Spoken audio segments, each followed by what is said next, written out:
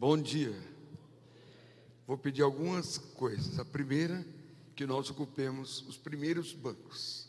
É uma aula e o professor se sente muito mal quando fala para bancos vazios. Então eu peço gentileza a esses belos alunos da primeira igreja em Guarulhos que ocupem os primeiros lugares, aqui à frente. Eu vou pedir aos professores, eu contei 18, orei por vocês, peço aos professores, o quanto mais próximos fiquem, porque vocês são gente muito especial que Deus vai usar nessa nova etapa aqui da nossa igreja, da PIB de Guarulhos. Muito obrigado, que gente educada, viu? Obrigado. Temos alguns lugares ainda aqui à frente, vamos ocupar? Tem 4 aqui e 3, vamos fazer isso? Eu peço a 3 irmãos que venham para esses 3 lugares, 4 irmãos que venham aqui à frente também. Obrigado, irmão. Vem cá. Enquanto vocês estão vindo, só dizer isso. Todo professor tem dificuldade em falar sem que a casa esteja bem arrumada. Eu ainda leciono. Eu lecionei durante anos na Faculdade Teológica Batista de São Paulo. E foram 12 anos na teológica. Lourenço Rega era minha ovelha na Liberdade e nós ali trabalhávamos juntos. Hoje eu leciono uma vez a 2 por semestre para turmas de doutorado e de mestrado em teologia. Portanto, pode abrir para mim, irmãozão? Esse é o Amarildo, tá certo? Amarildo, faz um favor para mim. Já veio. Obrigado, Amarildo. Já chegou. É bom, gelado é bom. Gelado é a melhor água para garganta. Sim. Uma vez eu falei isso para um médico nos Estados Unidos. Aliás, uma vez nos Estados Unidos eu estava sem voz e ia pregar. Aí foi um médico. Aí ele tome já água gelada. Eu falei, não, faz mal. Aí ele sorriu e disse, você é brasileiro? Eu disse, sou brasileiro. Aí ele sorriu e falou, porque eu sei que no Brasil ensinam isso. A cultura no Brasil é que água gelada faz mal para a garganta. Tudo que é gelado é bom porque há inflamação. Então, quando toma água gelada, desinflama a voz. Mas não recomendo não, eu não sou médico, tá certo? Olha lá, funcionou para mim, venci esse tabu e hoje eu tomo água gelada para limpar a minha voz. Pastor Moacir, que coisa boa estar com você. Eu preguei na PIB de Guarulhos há muitos anos atrás. Claro, era um outro edifício, mas chegar aqui e encontrar esse complexo. Parabéns ao irmão, parabéns pelos seus 4 anos aqui, parabéns a todas as irmãs e irmãos da PIB de Guarulhos. Hoje meu dia é Guarulhos. Quem nasce em Guarulhos é guarulhense. Hoje meu dia é guarulhense. O ano passado eu falei para a Associação dos Pastores Batistas de Guarulhos, tenho falado de quando em vez. Hoje à noite falo na Igreja Central de Guarulhos. Alguns meses atrás na Vila Jurema. Parque Jurema. Pastor Regis, muito especial. E os abraço em nome de Jesus. Não só lecionando, durante 40 anos pastoreei 2 igrejas. A Igreja Imperial Recife e a Igreja Liberdade 32, Imperial 8. Um fulminante diabetes se me tomou a vida. Então hoje eu sou insulínico.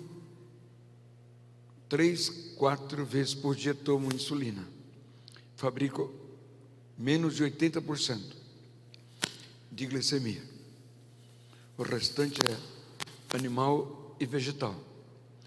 Mas uma vez eu estava em Jerusalém e uma mulher orava, o ano passado, e uma mulher orava por mim. Quando eu entrei na sala, ela orava dizendo, Senhor, cura teu servo, cura em nome de Jesus. Eu falei, não, pare com essa oração, por favor. Eu não quero cura, eu quero meu diabetes. Ele é muito bom para mim. Ele é meu espinho na carne.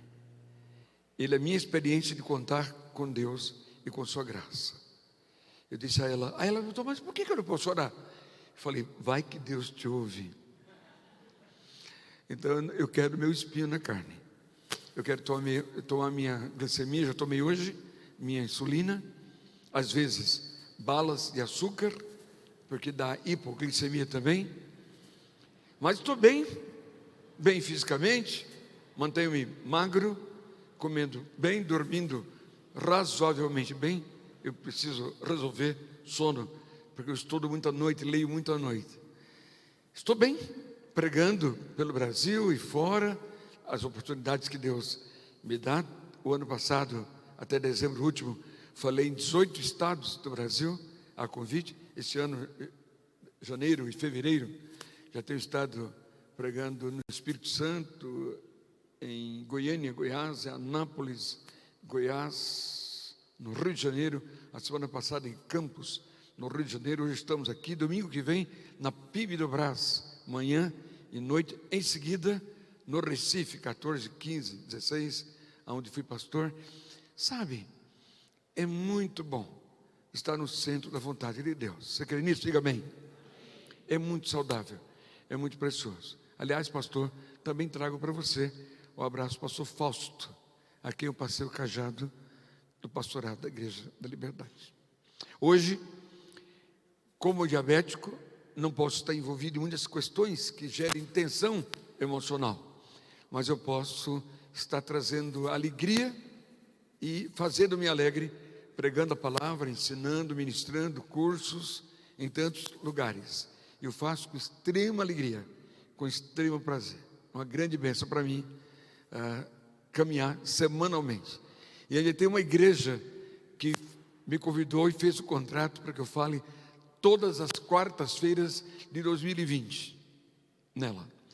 Mudou o culto de oração, tirou da quarta-feira e deu-me a quarta para ser formador de líderes ali. E tenho trabalhado nisso ao longo nesse país, no Brasil. E um domingo por mês. Então a agenda ficou mais apertada, porque já não posso aceitar tantos convites, que a agenda logo lota, porque um domingo já está na igreja IBC, na Igreja Batista da cidade Taboão da Serra, que também manda um abraço para vocês, pastor Carlos Agrélio, do Metanoia, a igreja da metamorfose. E é o pastor do metamorfose, que na verdade dá, mas do projeto, não é? Meta, grande, metamorfose, grande mudança. Metamorfose é a mudança de dentro para fora. Na verdade, ela não é uma palavra da teologia e nem da filosofia, é uma palavra de geologia.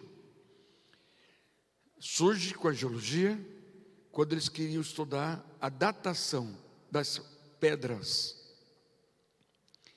e só encontraram um caminho de descobrir. As pedras não mudam a cor por mudar com as intempéries, sujeitas às intempéries, mas muda a partir do fulcro, do centro delas. Metamorfose, mudança de dentro para fora. Por isso que Paulo fala aos romanos, mas transformai-vos, a palavra lá é metamorfose, pela renovação, isto é, mudem de dentro para fora. Porque o que contamina o homem não é o que entra, mas é o que sai. O que é que você tem no coração?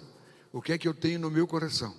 Isso é o que nos contamina, é o que de dentro há e que sai. Que eu espero, em nome de Jesus, que abençoe a todos nós esse novo projeto, pastor. E parabéns pelo concurso do meu amigo pastor Claudemir. É uma das figuras mais capazes, mais preparadas em Bíblia. Homem versado na palavra, de muita leitura, de muito estudo, autor de vários livros, de muitos livros. Isso é raro hoje. Por isso que a Academia de Letras, que eu e ele somos vice-presidentes, e aí, pastor, é verdade, o plural vai para presidentes, não é? Então a academia que nós somos vice-presidentes, a Academia Paulista Evangélica de Letras, tem esse homem como um dos membros, cuja palavra sempre de voz candente abençoa-nos quando de suas locuções. Ele é um dos homens mais queridos da nossa academia. Muito bem, aula inaugural, e para ela eu trouxe 2 livros, mas ontem recebi a notícia de que a Lifeway acabava de receber o livro Convicção para Liderar, que era um apelo meu há um tempo, que Deus nos liberasse esse livro. E eu falei, por favor, dê um jeito, eu quero levar, nem que seja 10, para que o pessoal da PIB de Guarulhos o conheça.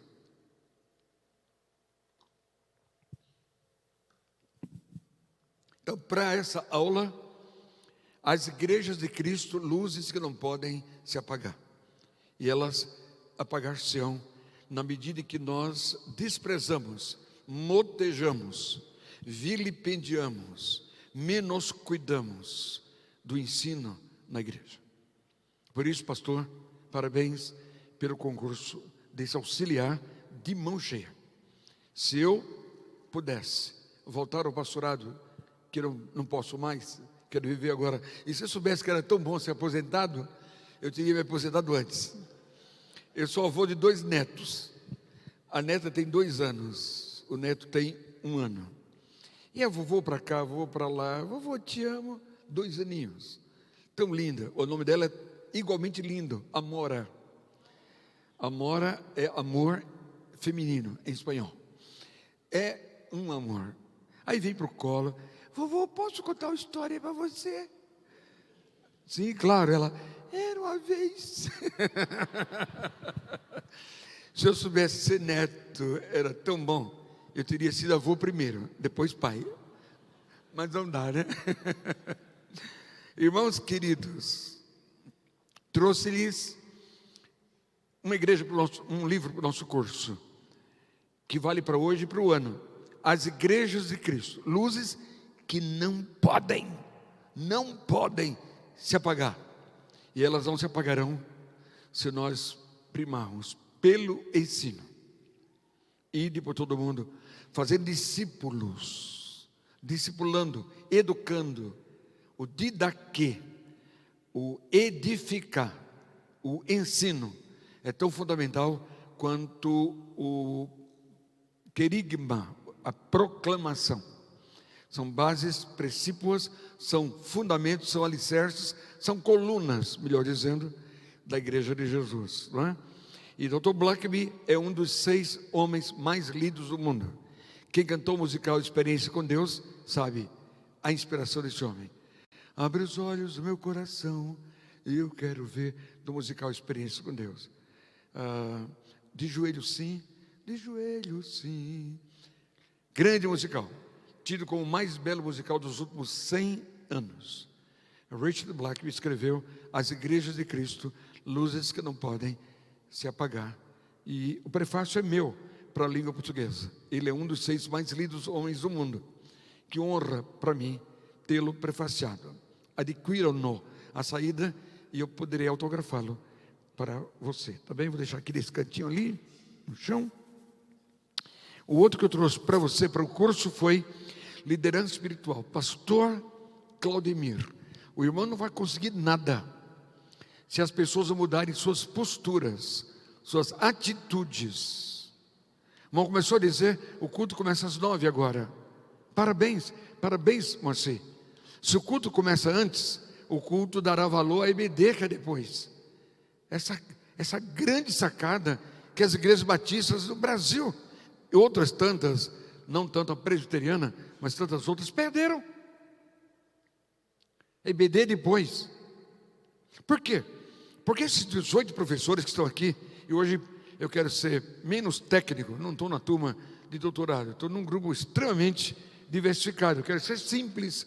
Se alguma coisa não for simples, pode interferir, que é uma aula. E quem tiver dúvida, pode pedir a palavra na hora, porque é uma aula magna, mas é uma aula.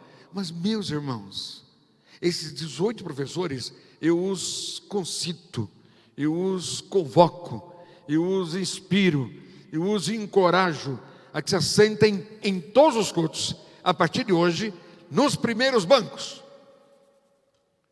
São professores da EBT, são homens e mulheres com o dom do ensino. Para muita coisa na igreja, não é preciso ênfase no dom. Por exemplo, pequenos grupos, não é preciso ênfase no dom. Qualquer um pode liderar um pequeno grupo, porque são facilitadores. Mas a IBD há de ser pessoas com dom de ensino. Quem sabe que já lecione no fundamental, na graduação, na pós-graduação. São pessoas afeitas ao púlpito. Não pode ser pessoas que, chamadas à frente, digam: estou com vergonha, não vou. Não pode. Não pode. Nós somos líderes, nós somos modelo. E para o ensino, nós precisamos ser pessoas de fácil palavra, de boa pronúncia. Eu tenho dificuldade porque eu sou gago. E o gago é uma luta muito grande. O gago precisa pegar o pique. Depois que ele pega o pique, ele vai embora. Mas o meu pai, ele investiu muito em mim e meu irmão Estevão. Alguns aqui conhecem, tem pregado também aqui em Guarulhos, da primeira igreja batista de João Pessoa, no estado da Paraíba. E nosso pai investiu muito em nós. O nosso pai morreu há 45 dias, agora no Natal. Há quase, não é isso aí, 45 dias. Não dá mais, né? Há 2 meses já. Mas ele investiu em nós e em mim, corrigindo-me a gagueira, ou a gaguice. Mas eu não meço esforço, não tem problema. Eu uso do microfone, buscando maior propriedade possível, mormente pela gaguice ou pela gagueira, para que eu avance sempre, não é? E talvez em toda a locução de hoje pela manhã os irmãos descubram que eu corro às vezes um tanto mais. Corro falando, porque a mente pensa muito rápido e eu preciso acompanhar. Mas eu não como sílabas, porque eu sou professor, e o professor precisa pronunciar bem. Ela é do conteúdo e da forma. Bom conteúdo sem boa forma está prejudicado. Boa forma sem conteúdo é algo vazio, que nos gera metamorfose, as grandes mudanças. Liderança espiritual. Se você não mudar sua postura, suas atitudes, seus critérios de vida, não poderá ser um bom professor, e nem nós mudaremos a nossa vida. Liderança espiritual é para o homem e para a mulher, para todos nós, em casa, no trabalho da vida.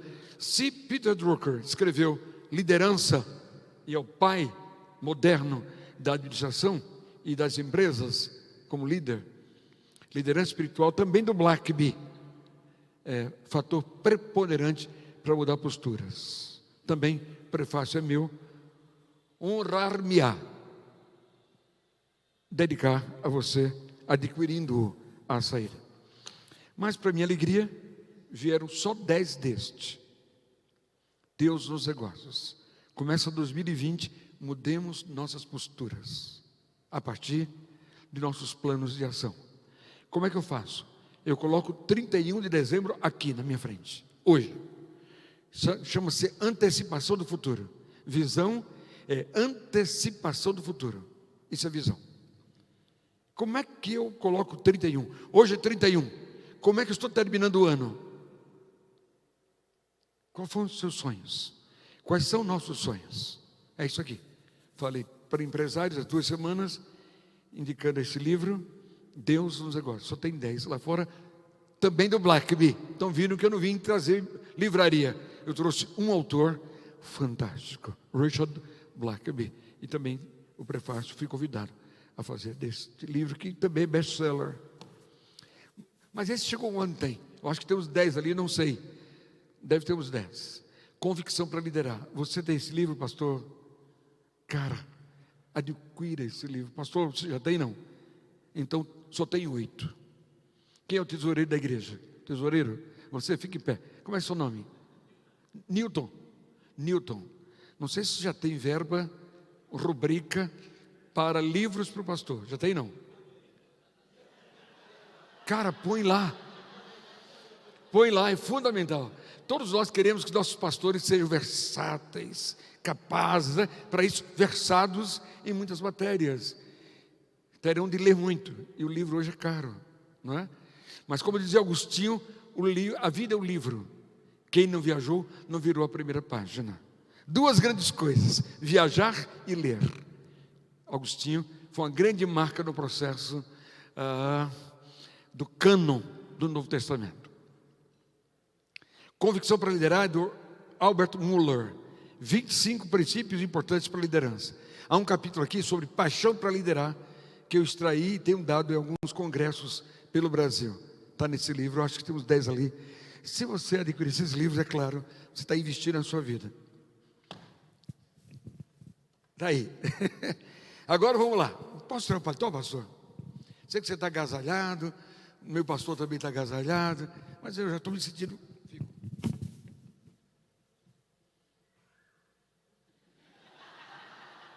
66 anos. Não tem nenhum filho. Mas também não tem bênção especial. Meus irmãos, deixa eu orar. Pai querido, que manhã gostosa. Que ela seja marcante nesta igreja. Que ela produza um novo tempo de compromisso com a Bíblia. Escola de Bíblia. Escola bíblica. Dominical, dinâmica, mas uma igreja que não prescinde da Bíblia. Então, Senhor, que a palavra de hoje, a mais simples que for, pela quantidade de conteúdos, pelo tempo exíguo, apenas nos inspire a ler a Bíblia, a deglutir as partes da Bíblia, a ingeri-las de forma a alimentar-nos o espírito, a vida, para que nós enfrentemos, como já vimos hoje dizer, a vida dando a todos a esperança, as razões da esperança que há em nós. Assim nós oramos em nome de Jesus, amém. Amém? Amém. Muito bem, vamos conversar um pouquinho. Deixa eu colocar uma página aqui que me ajude. Vou tentar ver se eu leio nessa distância. Se não ler, eu vou pedir ajuda das minhas anotações. Com meus óculos, né? Muito bem. Livro sagrado da igreja, a Bíblia. Grande livro que nos motiva a estar aqui hoje pela manhã, na aula magna de abertura do novo tempo da nossa igreja, que é o tempo da priorização da Bíblia. Há um raquitismo imenso na igreja de hoje, por prescindir da Bíblia. Nós chegamos a cantar hoje uma hora em pé, que eu não sou contra, mas que haja uma hora em pé, ou quem sabe sentados, estudando a Bíblia. Os jovens ficam suados de chorar e pular, e se eu estiver com eles, eu pulo também. Eu gosto de pular com os jovens, não pulo tanto, porque eu estou puxando a perna, eu caí, e tem uma perna que dói-me, em especial quando muda o clima e fica um pouco mais frio. Mas meus irmãos, em alguns lugares do Brasil e fora, em que temos estado pregando, quando a gente diz, abra a Bíblia, se o orador orar, muitos se aproveitam, inclusive a banda que tocou, para sair. Quando ele disser amém, que abrir os olhos, o auditório já não é mais o mesmo. Nós temos hoje quilômetros de superficialidade bíblica e centímetros de profundidade. O único caminho é escola de Bíblia. A melhor escola do mundo. Já estudei tanta coisa, já fiz alguns bacharelados, já fiz 2 mestrados, fiz doutorado. A melhor escola do mundo para a minha vida foi escola bíblica dominical. Jamais outra poderá equivaler-se à escola bíblica dominical. Não haverá. Invista. Se puder, nem faça apelo aqui aos domingos, se não houver uma escola bíblica dominical, para alimentar, para discipular quem se converte. O convertido precisa ser alimentado. Ou então o apelo é trazer filhos ao mundo e não dar o leite, o pão, o básico. E ele morre muito cedo. Muito bem. Então esse livro que eu e você temos, que faz parte desse cano protestante, nosso cano aqui, que é o cano também judaico.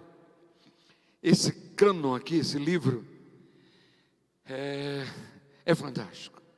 Best-seller escrito no intervalo de 1500 anos, senhores e senhoras, não prescindam dele. 1500 anos, o primeiro autor, Jó, o último autor, João, em 96, 1500 anos, está aqui.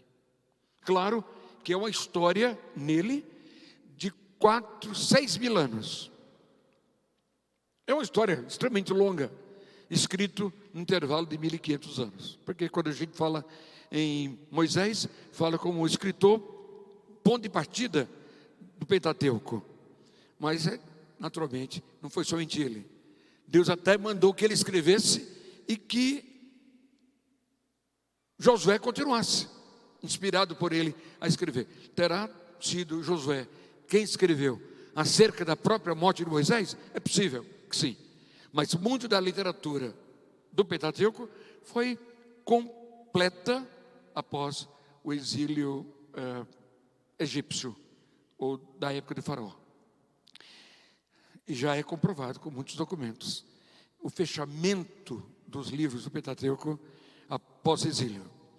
Mas veja você, ele escreveu. Nem todos inspirados por Deus escrevem, mas Deus mandou que Moisés escrevesse. Se você abre seu texto em Êxodo, capítulo, não vou citar muito a Bíblia não, viu? Porque o nosso assunto hoje é introdução bíblica, é uma geral que vamos dar. Mas quero pelo menos citar que Deus mandou que ele escrevesse. Ele escreveu. Êxodo capítulo 17, verso 14, diz o texto bíblico: então disse o Senhor a Moisés: escreve isto para a memória no livro, e repete-o a Josué. Caramba! Quer dizer que Moisés escreveu, porque Deus disse para ele: escreve. Mas a muitos Deus não disse escreve. Deus falou tantas vezes com Abraão, mas não disse escreve. Abraão não escreveu nenhum livro. Deus falou diretamente a Noé tantas vezes, mas não disse a Noé escreve. Noé não escreveu, mas Davi escreveu. Lucas escreveu, o livro dele leva o nome dele, Lucas. Paulo escreveu, várias das epístolas trazem o nome de Paulo. Paulo, apóstolo abortivo. Se lembra abortivo por quê? Porque a palavra apóstolo significa os que viram e caminharam com Jesus. Como ele não caminhou, não foi dos discípulos, e os discípulos foram tratados como apóstolos após a morte de Jesus, para que todos os demais fossem discípulos, Paulo diz: aceitem-me como abortivo. Eu sei que não posso a mim mesmo auto-chamar-me apóstolo, mas se não se importam, se não houver objeção, se não houver nenhuma briga, aceite-me como abortivo, porque eu vi Jesus, nem que seja no caminho de Petra para Damasco. Quem já foi aqui em Israel sabe que saindo ali embaixo do Jordão, você cai na Jordânia, que era um país que não existia no período bíblico. É um país de 1947, que os ingleses criaram para fazer bem aos árabes, porque os ingleses tinham outra intenção. A intenção é, se fazemos o bem aos árabes, criando um país para eles, quando dissermos é a hora do país judaico parar com a diáspora e voltar, estabelecendo o sionismo completo, não haveria tanta briga. Por isso os ingleses ocuparam, após a Primeira Guerra Mundial, 1918 em diante, toda aquela região, e já estabeleceram que os judeus poderiam e deveriam ter de volta seu país. E nenhum árabe atentou, porque há mais árabe que toda a população de todo o Brasil, e há mais geografia árabe que todo o tamanho do Brasil, e há apenas hoje um Israel menor que o menor estado do Brasil, que é o estado de Sergipe. Então Sergipe é um ponto no Brasil, Israel é um ponto no meio árabe. Mas em 1947, em todo o clima de dor, no término da Segunda Guerra, 1945, criou-se o estado da Jordânia. E na Jordânia você tem a estrada de Petra a Damasco. E Paulo estava nessa estrada. E Jesus falou-lhe: sou eu, Cristo, a quem você persegue. E Paulo cai literalmente do cavalo. E dali em diante ele entendeu que ele viu Jesus, ainda que Jesus o houvesse cegado, porque a Bíblia diz que ele é recebido mais adiante por pessoas que o acolhem, porque ele já não via. Tal foi a luz, o brilho desse Jesus, que ele vai dizer: dei-me o direito de chamar-me, escrevendo-lhes as cartas, apóstolo abortivo. E ele era muito admirado, e era um apóstolo que fazia um trabalho que Jesus não fez. Jesus não veio fazer todo o trabalho. Jesus veio trazer o cristianismo. Desculpe, não veio também trazer o cristianismo. Jesus veio trazer valores, posturas novas para a compreensão do Velho Testamento. Disse ele: eu não vim mudar, eu vim cumprir. E se vocês não conseguem cumprir nos 10 mandamentos, que é o símbolo moral e ético de toda a literatura hebraica, então vocês vão conseguir cumprir através da nova moral, a nova ética, que é o amor. Então, ame a Deus sobre todas as coisas. Quem ama a Deus sobre todas as coisas vai cumprir a primeira parte dos 10 mandamentos. E ame ao próximo como você mesmo. Não matarás, não adulterarás, não. Cumpriremos também no amor. Já viram? E aí eu tenho 2 momentos máximos do Velho Testamento e do Novo, de ética e de moral. Êxodo 20, Mateus 5. Se nós pudermos, e os psicólogos aqui que há, ou alunos de psicologia que há aqui conosco, tiverem de resumir a Bíblia em 2 versos, eu nem resumiria João 3,16. Eu faria nos 2 momentos comportamentais. Êxodo 20, Mateus 5. Comportamento. E aqui eu falei Bíblia, são dicas para você guardar. Muito bem. Então esse livro, 1500 anos de diferença de um autor para o outro autor, com a história de 4.000 anos e com o uso meu e seu de 6.000 anos. Porque depois de Jesus, já são 2.000 anos com a história bíblica de 4.000 anos, nós temos 6.000 anos dos primeiros textos escritos. Jó terá sido o primeiro texto escrito de toda a literatura hebraica, que é o Velho Testamento. Muito bem. 40 autores. Que fantástico. Quer dizer que esse best-seller preza por guardar estilos diferentes, em épocas totalmente diferentes. O Brasil só tem 500 anos. E não há nenhum livro no Brasil que alguém começou há 500 anos e outros foram escrever, e agora estamos escrevendo os últimos capítulos e fechando. Mas a Bíblia tem 1.500 anos de um escrito para o último. Este é o best-seller que incomoda reis, incomoda monarcas, incomoda presidentes, incomoda educadores de hoje que querem afrouxar o padrão do ensino das crianças, querem tirar dos pais, como quiseram no marxismo, desde o Capital de 1842, de Marx, até o leninismo de 1917, com o estabelecimento do bolchevismo na Rússia, que veio à Terra por completo em 1989. É isso aí. Dá o filho para o Estado prepara o filho como ele quer e não terá nenhum inimigo. E tira todas as armas de todas as casas, porque na hora que alguém se levantar contra é morto, porque ninguém tem armas para se levantar contra qualquer um nesse Estado totalitário que era estabelecido pelo bolchevismo, que veio à Terra com a perestroika em 1989. Evidente que você e eu temos de ter essa mínima cultura para enfrentar o que for. Qual é a sua faculdade? É de psicologia? Você está apenas mero aluno? Não foi para isso que Deus te fez. Qual é a tua? Sociologia? Antropologia? Medicina? O que é que você vai fazer daí? Calado. Estou calado porque você não tem conteúdo bíblico para enfrentar o que for. Eu enfrentei todos os adversários em todos os bancos de faculdade que eu tive o privilégio de sentar. Opa! O que é que disseram aí? Professor, o que é? O senhor pode repetir? Se o senhor provar, eu sou católico a partir de hoje. Eu aceito. Agora, se eu te provar, tenho valor, é a hombridade de abrir mão de todo tipo, ou de ateísmo, ou do que for, até de religiosidades, para abraçar a verdade. Hoje pela manhã, nós estamos aqui começando uma época da verdade. A Bíblia é a verdade, amém? Ela é verdade. Então essa palavra, belíssima, muito bem.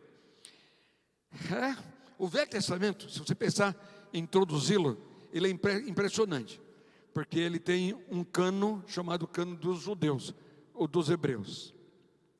A rigor, quando é que começou o cano do Velho Testamento? Ele começa sem o critério de começar. Livros são escritos aqui, outros ali, guardando a cultura dos judeus, ou inicialmente dos hebreus, costumes, leis. Queriam guardar, foram guardando. E é impressionante quando a gente vê essas coisas. Por quê? Porque ainda bem que os povos escreviam. Por escrever é que você e eu temos hoje tanto material bom em nossas mãos. Veja que eles levaram muito tempo. Quando a gente diz assim, a Septuaginta traduz para o grego toda a literatura do hebraico 200 anos antes de Jesus, dá a entender para a gente que a Septuaginta está traduzindo um livro completo. Quantas vezes eu vi em faculdade, e eu não quero que você caia nessa. A Septuaginta traduz o que havia de Tanakh, de Velho Testamento. O que é que havia? Havia uma coleção chamada Pentateuco, ou livros da lei. Não chamada não, desculpe. Pentateuco é a linguagem hebraica, grega demais adiante. Mas havia 3 divisões guardadas em livros históricos. A primeira divisão era dos livros da lei. A segunda divisão, estou falando do texto dos hebreus, a Tanakh. Vamos chamar Tanakh hoje aqui, porque nem os judeus gostam, que a gente chama de Velho Testamento, porque eles dizem que a gente acha que o novo é melhor, e foi mais um elemento contra o cristianismo no meio dos judeus. Certo desdém que eles acharam que tiveram para com a história dos hebreus. O segundo volume deles, quer dizer, uma coleção de livros que eles tinham, e depois chegou ao que nós temos hoje, Velho Testamento, era a coleção dos livros históricos, dos livros proféticos. Terceira divisão, dos escritos. E nos escritos você tinha um conjunto poético, todo mundo conhece aqui? Salmos, Eclesiastes, Cantares, Provérbios, os livros poéticos e os livros históricos. E essa é a organização que manteve-se da Tanakh, do Velho Testamento. Quando Jesus veio ao mundo, ele encontra não só a Torá, isto é, os 5 primeiros livros, mas encontra a Tanakh em colecionamento, porque ele vai concluir essa coleção somente em um concílio de rabinos, no ano 95 da era cristã. Por que é importante para vocês isso? Se lembram? Jesus nasce por volta do ano 8 a 10, eu prefiro colocar 10 para resolver os problemas de datação. Quando a gente comemora o aniversário de Jesus, já é sabido que é um erro de 6 a 8 anos, a precisão do aniversário de Jesus, porque era difícil fazer essa volta até zerar. Como não conseguiram, esse erro é presente. Os eruditos preferem lidar com 10 anos. Assim Jesus morreu com 33, então morreu no ano 43 da era cristã. Põe alguns anos para o enquadramento dos cristãos. Aí por volta de 45 a 50 começa a era cristã. Então é importante quando vocês leem Velho Testamento e Novo Testamento, entender o seguinte: uma coisa é primeiro século, outra coisa são os primeiros 100 anos do cristianismo. Separem, é importante que separem. Por quê? Porque o primeiro século é sempre de 0 até 99, 100. Mas os 100 anos da igreja, os primeiros 100 anos, é de 50 a 150. Pega 50 anos do segundo século. Graças a Deus que ninguém usou nenhum escrito do segundo século para compilação do cânon do Novo Testamento. Nenhum, graças a Deus. Sabe por quê? Quem arvora-se aqui em responder? Porque é bom para nós que não haja nenhum escrito do segundo século no que nós temos aqui, que é o Novo Testamento. Menos os pastores. A resposta é muito simples. Anotem, não esqueçam. É porque eles decidiram lá, e eu vou chegar lá, já no final do quarto século, da era cristã, que, primeira coisa, só aceitariam como livros sagrados aqueles que fossem escritos por pessoas que conviveram e que viveram nos tempos de Jesus. E os que viveram nos tempos de Jesus, o último morreu em 96, João, na ilha de Patmos. Viram o primeiro século, muitos outros continuaram escrevendo, mas não eram da época apostólica. É maravilhoso ou não? O que é que você acha? Professores de EBD, é maravilhoso, é deslumbrante. Quer dizer que quando o pastor Moacir estivesse pregando aqui, a era apostólica, está dizendo aqueles que andaram com Jesus, que viveram com Jesus, que viram-no curando, que viram Jesus morrer na cruz, que o viram ressuscitado, 40 dias na terra, viram-no vivo, corpo glorificado. Mas morreu o último que viu? Morreu, acabou a era apostólica. Por isso, cuidado, em nome da honestidade bíblica, qualquer pessoa que se auto-intitula apóstolo, após virá o primeiro século, é mentira. Significa que nós estamos cheios de mentirosos. Hoje, chamar-se apóstolo, cognomina-se assim, para dizer que pastor é inferior, que bispo é inferior a apóstolo, aí colocam bispos, que não havia erro em pôr bispo, se fosse corretamente, depois obreiros, etc. Não, nada disso. O último apóstolo morreu antes da virada do primeiro século, mas os primeiros 100 anos de cristianismo é da morte de Jesus, com a primeira igreja surgindo em Jerusalém com Pedro, até os 50 anos do segundo século. Separe isso aqui, porque isso ajuda você a estudar a Bíblia. Pastor, eu estou aqui torcendo, e pastor Claudemir, que nós vamos lotar tudo isso aqui da hora da EBD, que é até possível que pessoas nem venham cedo para o culto, às 9, mudando a cultura, essa igreja lota para EBD, pessoas querem conhecer a palavra, beber a palavra, e quem bebe a palavra muda o seu naipe no lidar com a esposa, com o marido, com filhos, com o emprego, com a vida, com valores, com o dinheiro, com a vida. Conhecimento da palavra estará no centro. Por que eu digo conhecimento da palavra no caso da EBD, ou do, como vocês colocam aqui, o estudo bíblico de ensino? Porque a pregação do pastor Moacir é uma bênção, e os demais pastores da igreja. O meu momento como pregador, e tenho vivido assim semanalmente, é uma bênção, mas há uma monologabilidade. Não existe a interação que a EBD, que dá a EBD para humana. Não há. E o estudo que enriquece é o em que há sinergia. Peça a palavra, como agora, pode pedir a palavra a hora que quiserem, pode pedir. Mas aqui há interação. A IBD tem de interagir. Por isso que os professores têm de ter o dom do ensino, o de ensino. E não sei se o pastor já tem, Moacir, o pastor Vladimir, Claudemir. Aí nós vamos precisar ter uma classe para professores IBD, para que eles só lecionem após essa classe. No caso da Igreja da Liberdade, eu fazia toda quinta-noite. Só podia lecionar domingo quem passou pela classe. Então eles chegam, e vocês vão chegar com o seu telefone e colocam ela para gravar, com outro gravador, querem beber tudo. Aí tem recurso bibliográfico, outros livros, tem histórico, geográfico, arqueológico, didático. Isso é, a escola oferecendo um naipe novo aos professores. Consequentemente, a escola não diminuirá, como está acontecendo do Rio Grande do Sul ao Amazonas. Essa caminhada minha deste ano, de 18 estados, que não houve essa ideia, foram os convites. Eu tenho visto escolas bíblicas unicais morrendo. Começa com 20, cai para de 15, termina com 10. Porque os professores não se prepararam. Professores que deslumbram, que se preparam, honram a sua classe.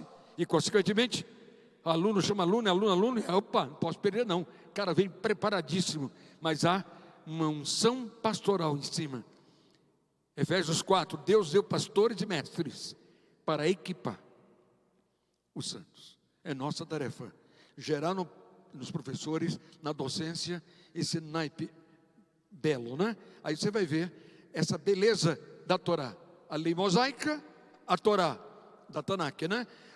Os profetas, o Navilim, os profetas, e depois os escritos, o Ketunim, os escritos, que a nossa Bíblia não mudou. Aqui tem 39 livros dos judeus. Nós mantivemos, que a reforma cuidou de manter os livros judaicos, mas só com a outra ordem. Lembra qual é a nossa ordem? A ordem da reforma para cá é assim: Pentateuco, sua Bíblia, depois vem os livros históricos, depois vem os livros poéticos, e enfim, os proféticos, os profetas maiores e menores, terminando com Malaquias. Não temos nenhum problema com os judeus, porque nós não crescemos como os deuterocanônicos, que são os apócrifos que a igreja romana o fez, tá bom? Então essa é a primeira consideração quanto à introdução da versão hebraica da Bíblia. Outra coisa importante para você lembrar. Bem, então ela vem sendo compilada, os livros sendo escritos 200 anos antes de Jesus. Com quanto começa o Império Romano, o apogeu grego continuava. Os romanos nunca conseguiram impingir sua língua no Império Romano. A língua era latina, mas era obrigada, então ninguém queria, porque a língua falada era a língua do Império Helênico, língua grega, ou do mundo helênico. Todo o Império Romano teve de amargar a presença da língua grega, que era a língua antiga. Nós chamamos koiné, a língua mais antiga do grego. Tanto é que mal temos a queda do Partenon, onde tem um areópago ali embaixo, onde Paulo chega e prega, e nós temos isso na palavra. Mal chegou aquele momento, os judeus e os demais, mais especialmente judeus, permitiram que houvesse a tradução para o grego do que havia chamado Tanakh. Traduziram Septuaginta. Um dos livros da Septuaginta, Isaías, terá sido o livro que Jesus aquele dia abriu no templo e começou a ler.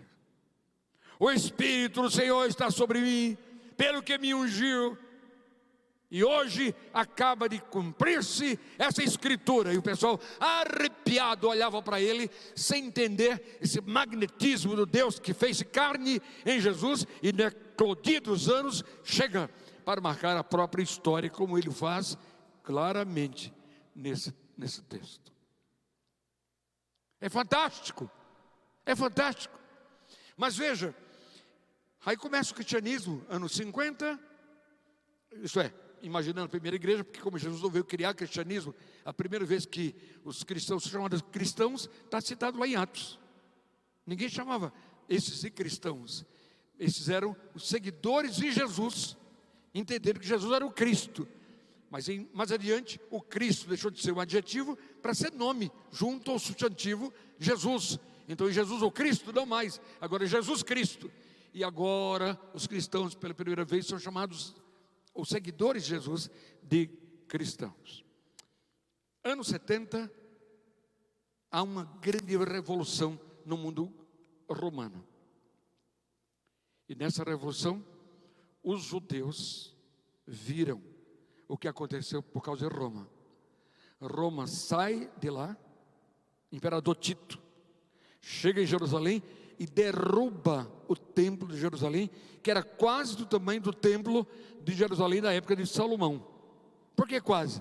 Neemias e Esdras eles fizeram pequenininho, eram mais pobres, tinham mais recursos, não eram Salomão.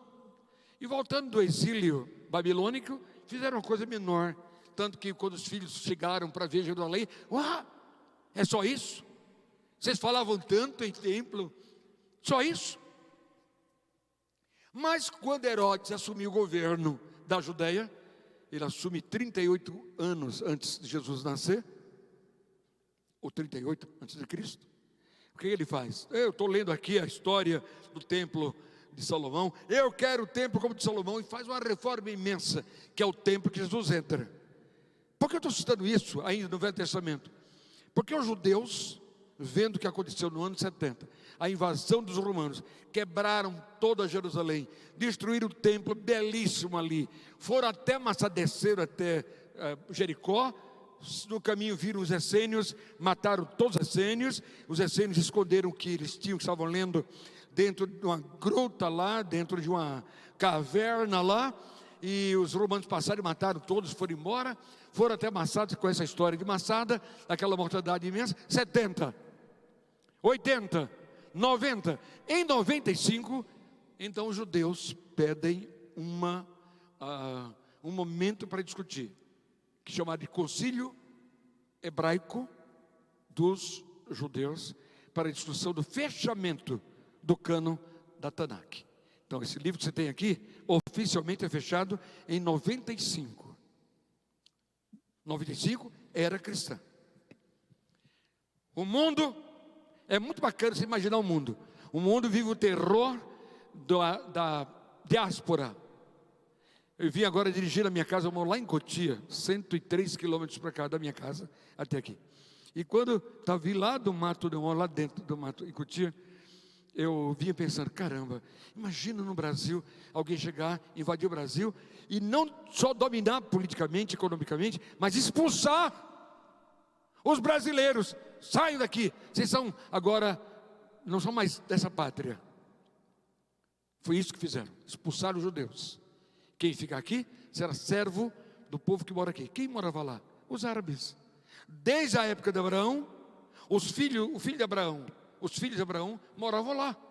Pelos árabes, os filhos de Ismael, com H. Pelos judeus, os filhos de Isaac, com Sara, moravam lá. Expulsos pelo ódio contra os judeus, que sempre foram uma nação tão incrível, tem apenas 71 anos do fim da diáspora, 1948 até 2 anos atrás, até 2018, 71 para 72 anos, ele já tem 4 prêmios Nobel. E nós em 520 anos nunca tivemos um sequer. Como é que eu vou ignorar esse povo? Como é que você vai agir com motejo para com esse povo? É um povo diferenciado. E essa é a história do Velho Testamento. Deus dizendo, eu quero um povo para passar a minha ética, eu quero um povo para passar os meus valores, eu quero um povo feito à minha imagem e semelhança, para passar esse Deus que eu sou. E então esse monoteísmo é o que enche as páginas do que nós chamamos Torá, que é fechado então no ano 95, naquela crise imensa do mundo, Jerusalém no chão, dispersão dos judeus. Então os judeus pensaram, ou a gente fecha logo e vocaliza o texto, ou então ninguém amanhã saberá sequer ler qualquer texto judeu, se um dia a gente vir terminada a diáspora. Como de fato eles nunca viram, porque aquilo foi em 70, ano 100, eles se reúnem aqui em 95, para discutir o fechamento do cânon, e discutiram e fecharam. Eles tinham muitas dúvidas, eles não queriam o livro de Daniel, que era escrito em aramaico, e tinham questões ligadas à parousia, que a gente entende, Daniel 8, 9, que alude ao Cristo Jesus, só depois a gente foi entender, e que aquela época era lido como o Cristo Jesus, e não o Cristo esperado pelos judeus. Eles não queriam entrar o livro de Daniel, eles não queriam o livro de Jeremias, eles não queriam alguns capítulos, como de fato não puseram os 12 últimos capítulos do livro de Esther. Eles não queriam primeiro Macabeu, segundo Macabeu, não queriam nada disso. Então aquele concílio, chamado Jamina, aquele concílio que é feito na África, ele vai definir o início de um livro completo, chamado o livro da Torá, o livro do Kenak, o Tanakh, que é o Velho Testamento. Qualquer pergunta? Então o que acontece? Naquele momento eles tinham duas dois planos para decidir. O primeiro plano era decidir fechar o livro. Fecharam 39 livros. Olha que coisa linda para mim e para você, porque os 39 estão aqui conosco. Segundo, vocalizar. Começaram a pensar no Pentateuco. Não deram continuidade, porque mais adiante é que os cristãos vão pensar na vocalização. Isso é colocar as vogais no texto de consoantes do hebraico, porque o original hebraico não tem vogal. Por isso, quando você vê testemunho de Jeová, um dia um testemunho de Jeová chegou na minha casa, 2. Falei, bem-vindos, meus lindos. Aí os caras entraram, 2 entraram. Aí quando eles entraram, tudo bem com o senhor? Tudo bem. Qual é a sua religião? Meu amigo, eu sou contra a religião. Eu sou cristão. Eu sou cristão. E eles queriam saber com quem lidava, mas eu não entreguei ouro. Aí, pois é, nós somos testemunhos de Jeová e queríamos falar aqui com os senhores. Vamos colocar as regras aqui. Primeiro você fala, quanto tempo você quer falar? Eu darei. Quando terminar, eu quero tempo igual para falar. E a minha primeira palavra que eu dei, os caras se levantaram e disseram, não sai! Nós temos um pacto, vocês vão me ouvir. Assentem-se. E a primeira questão, sabe qual foi? Foi testemunho de Jeová. Que Jeová, cara? 2 vogais juntos, na língua aqui não tinha sequer vogal. Pode ser testemunho de Javé, Juvu, Jivi. Porque para não citar o nome de Deus em vão, para não falar ali em vão, os judeus perderam a escrita e a sonoridade também, que somente a vocalização traria. Por isso que eles lutam lá no ano 100, fechando a Tanakh, para criar essa vocalização. Então, testemunho de Jeová não existe, porque até o nome está errado. Aí os caras se levantaram e quiseram sair, vamos ouvir até o final, e quando terminar, tem uma aguinha gelada, que vocês vão aguentar muito aqui hoje. Percebe? Então, as escrituras do Velho Testamento têm essa dimensão. Vocês vão estudar daqui em diante esse negócio riquíssimo chamado Tanakh, Velho Testamento. E lembrar, hoje pela manhã o pastor Claudemir fez citação às vogais e consoantes, e lembrar que, claro, ele fez a citação dos versículos e capítulos, claro, não tinha isso, era corrido, eram histórias corridas, como nós também acrescentamos alguma coisa sem mudar. Por exemplo, para os judeus, crônicas, nós, 1 Crônicas, 2 Crônicas, para facilitar a leitura, mas não tem essa divisão lá. 1 de Reis, 2 livro dos Reis, para nós cristãos, mas para eles continua só um livro dos Reis. Isso tudo bem, os judeus não se importaram, porque nós não mudamos nada, não acrescemos nada, só ajustamos para facilitar a própria leitura, pela nossa ausência de cultura da leitura. Quando tem um livro grosso, ninguém lê, tem que ter um resumo. Há um aqui que é resumo, que é feito uma edição para o Brasil, porque nós não lemos muito livro, tá certo?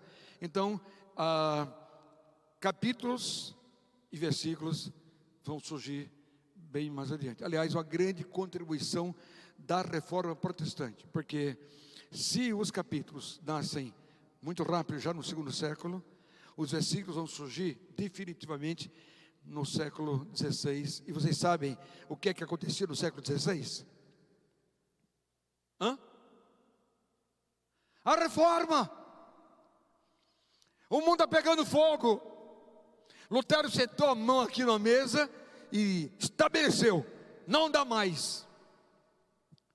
Por isso que você, quando lê a Bíblia Católica, o Salmo 23 e 24, só nós temos o gosto de dizer, Salmo 23, o Senhor é meu pastor. Não há nenhum problema, a questão é que, quando fechou-se, no século XVI, os versículos para a Bíblia, aí criou-se também a diferença. Os católicos não seguiram a orientação protestante do século XVI, então a sua divisão em versículos e capítulos ficam um pouquinho diferente da nossa. É bom também na cultura geral de Velho Testamento que nós tenhamos isso aqui. Beleza? Pastor Claudemir, estou dando uma panorâmica de Velho Testamento, com todo o esforço para não ser complicado e todo o esforço para que não me estenda além do que deva. Qualquer pergunta sobre Tanakh? Então eu vou perguntar alguma coisa para você. O que é Torá? Hã? Torá é? Não. Por isso que eu pedi a vocês que escrevessem. Que tudo que nós escrevemos, nós só guardamos 3%. Após 4 dias, nós não temos mais praticamente nada do que ouvimos.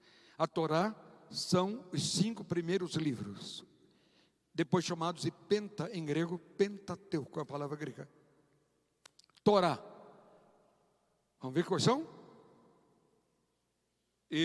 Gênesis, Êxodo, Levítico, Números e Deuteronômio. Isso aqui é a Torá, tá certo? Guarda isso, para fazer a separação entre Torá e Tanakh, que misturam muito por aí. Tanakh é o que então? É o velho. Muito bem, alunos, parabéns. A Tanakh é o Velho Testamento para nós. Eu prefiro chamar de Antigo Testamento, para não menos cuidar, não menos tratar, não menosprezar o texto do Velho Testamento, que para os judeus nós menosprezamos. Alguma coisa mais, pastor Claudemir, de Velho Testamento? Tudo bem? Pastor Moci, velho. Alunos, deu para ter uma ideia melhor do Velho Testamento? Beleza? Muito bem. Então agora vamos para a coleção do Novo Testamento. Para a coleção do Novo Testamento, nós temos o Império Romano mandando no mundo. Àquela altura, como vocês sabem, já havia a Tanakh, mesmo que incompleta. Ela vai ser fechada com a decisão dos últimos livros no ano 95. O Império Romano manda. Jesus veio ao mundo. Esse belo Jesus, que até para nascer, em plena noite, a luz, uma estrela. E até para morrer, em plena 3 horas da tarde, a escuridão. E o mundo escureceu. Deus agindo na cosmologia para dizer: esse filho é o meu filho. Para dizer a você e a mim, nessa classe especial da Escola Bíblica, que é o Instituto Bíblico de Ensino, para dizer para você e para mim que nós estamos estudando, não é um nome importante como Albert Einstein, como Nicolau Copérnico, Galileu Galilei, Max Planck, Isaac Newton, quem você quiser por aí, desses outros. O nome dele é Jesus Cristo. Diga aleluia. Esse é o nome especial, que para nascer houve uma ruptura cósmica e virou dia em plena noite, e para morrer outra ruptura cósmica e a noite em pleno dia. Sinais de Deus claros, em especial para os estudantes universitários. Ô meu jovem, você não pode ser bobo, a engolir besteira da sua faculdade. Habilite-se melhor, leia mais, anote tudo, mande ver, brilhe demais, mas brilhe de verdade. Então chega Jesus e fica um tempo na terra como criança. Depois dos 12 aos 30 é um tempo muito longo, são 18 anos estudando, evidentemente estudando e ajudando o pai dele, o esposo de Maria, nas obras com madeiras lá, carpinteiro. Aos 30 começa o ministério, chama 12 discípulos e começa um pequeno grupo, com 12, 3 anos. Ele morre, mas só quando ele morreu ele falou: vocês agora vão receber de mim algo que eu tenho autoridade, só agora. Lembram-se? Agora toda autoridade me é dada nos céus e na terra. Ele era ressurreto quando disse isso. Agora vão e façam discípulos. Para fazer discípulos, primeiro, eles precisavam assumir tudo aquilo que aprenderam, porque Jesus os fez discípulos, seguidores. Segundo, Jesus precisava que eles fechassem questão, porque foi um investimento grande, 3 anos. E para isso Jesus ficou 40 dias. E ainda no finalzinho, quando ele se prepara para ir para o céu, ele vai até Tiberíades e descobre que os discípulos estavam pescando de volta. Estes somos nós. Nós somos assim. Um dia Jesus chamou os discípulos e disse: venham pescar homens, deixem de pescar peixes. 40 dias depois de Jesus ressurreto, ainda chega e encontra Pedro. Lembra? Ele fala para os discípulos: é muito fraco aqui, vamos pescar? Os discípulos: vamos. Pedro era forte, foram pescar e não pescaram nada. Deus não deixou para que houvesse a última lição. E a lição foi Jesus aparecendo lá. Eles pularam na água, ficaram com vergonha, que estavam pescando. E Jesus falou assim: pescaram alguma coisa? Não, Senhor, a noite toda jogaram a rede para lá de cá. Quase 200 grandes peixes rasgando as redes. Aí vem a lição: eu tirei vocês a pescaria do Alto da Galileia para pescar homens. E mal eu morri, mesmo ressuscitado, vocês voltam a pescar? Pedro olha para mim, Eli olha para mim, Claudemir olha para mim, Moacir olha para mim: você me ama? É para valer? Nós estamos criando a cultura cristã, não é para valer. Em 1985 eu fui a Amsterdã e a prefeito de Amsterdã dizia assim: senhores e senhores, doutor Billy Graham, era Billy Graham Itinerantes Evangelism Program, naquela época. Vocês estão no país mais livre da Europa e mais cristão da Europa. Nós somos um país cristão evangélico, a Holanda. 85. Em 2009, eu voltei para a festa dos 400 anos do surgimento das igrejas batistas, que foi lá. Aí sobe a prefeita e diz: senhores, bem-vindos. Infelizmente, não somos mais um país de cultura cristã. E eu pensei: glória a Deus que ela tenha dito de cultura cristã. Péssimo papel, cultura cristã. Que cultura cristã, coisa nenhuma. EBD, alunos do Instituto Bíblico de Ensino da Primeira Igreja. Chega! O Brasil é de cultura cristã, um catolicismo sem compromisso com Deus. E agora começamos também um protestantismo decadente. E igrejas neopentecostais decadentes, porque não são bíblicas. São de movimentos, são de eventos, são de barulhos, são de gospel music todo tempo, gospel music. E há muito mais que isto. A metamorfose, que é nosso apelo a mudar de dentro para fora, para infundir mudanças no mundo. E isso somente acontece por aquilo que preceitua a palavra de Deus. Sem ela, não tem condição. Por isso, disse a prefeita, não somos mais país cristão. Enquanto nasce 1,2 filhos por lares cristãos, nascem 12 a 13 filhos nos lares muçulmanos no nosso país. Eles já são maioria. 2009, eu vi isso da prefeita, tendo ouvido em 1985 a expressão somos um país de maioria cristã, gabando-se aquele povo. Pedro, você quer uma cultura cristã, meu? Olha para mim, você me ama? Ah, Senhor, porque se ele dissesse eu te amo, Jesus ia dizer: por que voltou a pescar? E ele foi rápido, ele era sempre muito rápido, né? Impetuoso. Ele fala: vem, Senhor, a gente gosta de ti. Eu acho que ele não encarou Jesus com vergonha. 3 anos andando com Jesus, milagres vistos, mudança de vida. Isso é evangelho. Evangelho é novas, boas, que mudam a vida. Não é templo, não, senhores, a primeira igreja. Se minha vida e a sua não forem mudadas pelo Senhor, a cada dificuldade, a cada luta, a cada queda, Ele não nos levantar, porque você e eu, por questão volitiva, desejamos, então nós teremos apenas mais uma igreja, como existe mais clubes e clubes na cidade de Guarulhos. Pensem nisso. Papais, volte a ler a Bíblia em casa com seus filhos. Mamãe, seus filhos estão sendo criados agora para o descompromisso. Vão se casar com mulheres que não são do Senhor, suas filhas com homens que não são do Senhor, porque vocês esqueceram de culto doméstico. Ainda que não façam, leiam um texto bíblico, orem e passe o modelo de vocês. Mantenham essa herança que Pedro recebeu de Jesus e por 40 dias já estava se desvencilhando dela. Na terceira vez, eu imagino que Jesus pegou o queixo dele e levantou o queixo e disse assim: olha para mim, olha para mim, eu te amei, 3 anos comigo, olha para mim. Ele olha, quem sabe, os olhos marejando: amas-me? E ele responde a mais linda frase: tu sabes que eu te amo. Eu sei que está errado. E Jesus diz: então deixa tudo, apacente minhas ovelhas. O apacentamento das ovelhas é a partir do livro que nós temos. Evidentemente, ali começa com Pentecostes, a primeira igreja de Jerusalém. E lá com Filipe, a primeira igreja em Samaria. E mais adiante, a igreja de Antioquia, que faz-se célebre, é quem tira Paulo e Silas e os vocaciona e os abençoa para a vocação missionária. Mas a igreja primitiva lia o quê?